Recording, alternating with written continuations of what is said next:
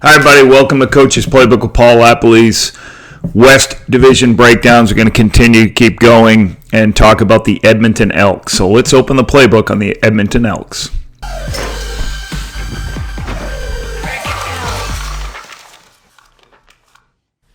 Before I start, my cat Percy, or my daughter's cat Percy, and myself would ask you to please subscribe to the page and turn notifications on. It's going to alert you as we post new stuff. Subscribing to the page helps push CFL content out there on YouTube, where we want more going out there. So a couple of points I want to make about the Elks offseason. I want to start into free agency.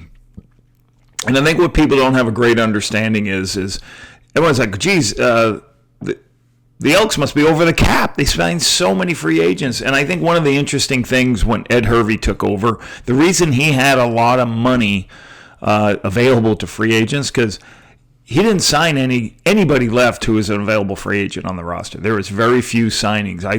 I believe there was just Niles Morgan and Mark Corday might have been the only re-signings that were free agents were up. So he cleaned that roster out. He started from scratch, and he says, this is how we want to build the football team. The one thing he did in free agency is create roster flexibility. We'll talk about that throughout. This is who they signed as national starters: David Beard, Robbie Smith, Metier McKellar.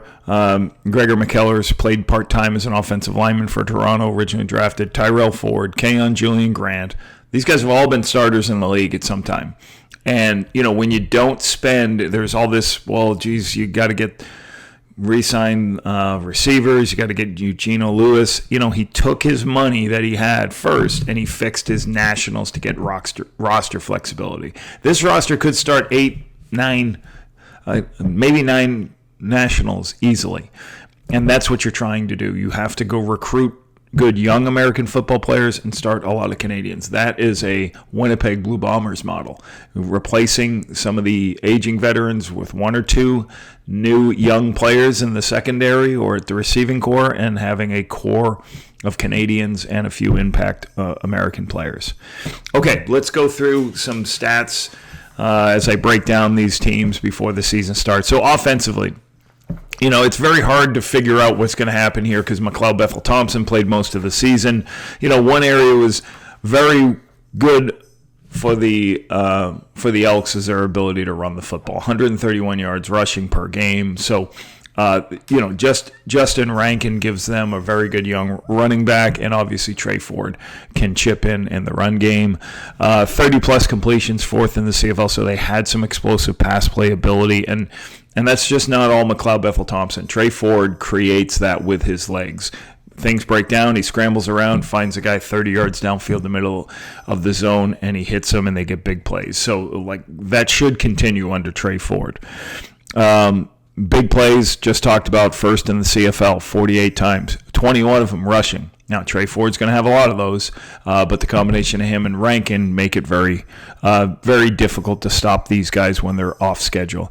Red zone touchdowns for the second year in a row, I believe, first in the Canadian Football League.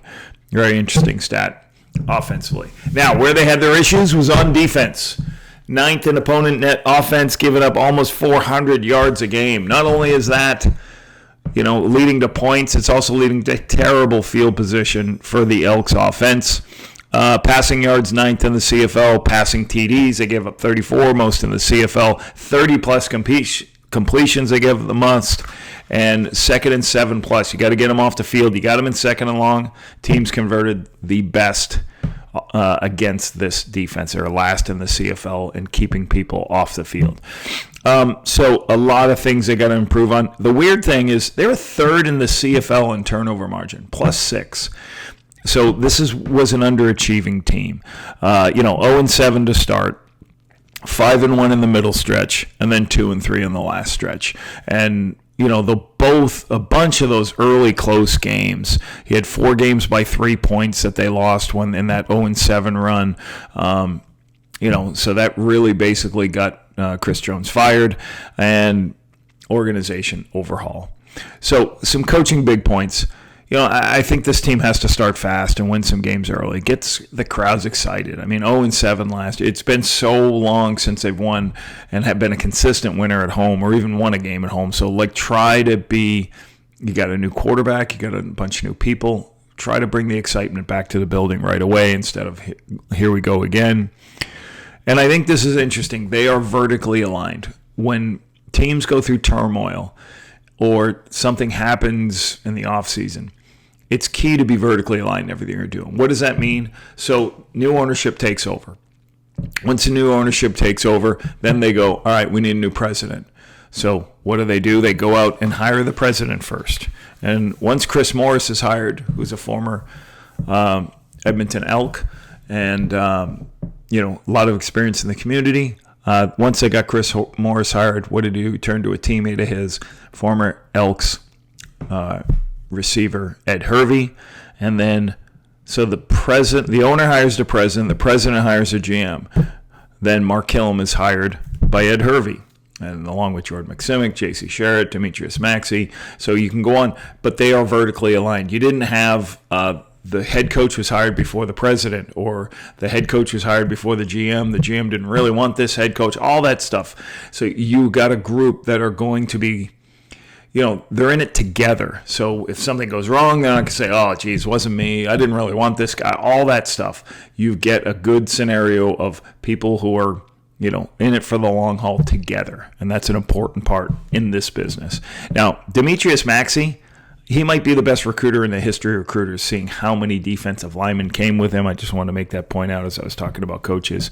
I think Mark Killam, he's going to use his prowess as a special teams coordinator, is my other big coaching point, to create some explosives and get some type of difference-making ability in the special teams. And it's struggled a long time there. They've never had, or they haven't had in a long time, a returner or some, you didn't have a Janarian Grant or a Devontae Dedmon type. It's been a long time since that's happened.